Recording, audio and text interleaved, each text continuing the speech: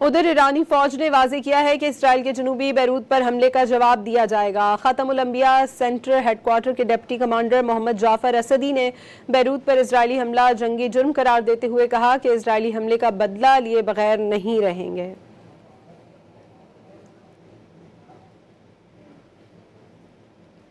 उधर ईरानी फौज ने वाज़ेह किया है कि इसराइल के जनूबी बैरूत पर हमले का जवाब दिया जाएगा। ख़ातमुल अंबिया सेंटर हेडक्वार्टर के डिप्टी कमांडर मोहम्मद जाफर असदी ने बैरूत पर इजरायली हमला जंगी जुर्म करार देते हुए कहा कि इजरायली हमले का बदला लिए बगैर नहीं रहेंगे।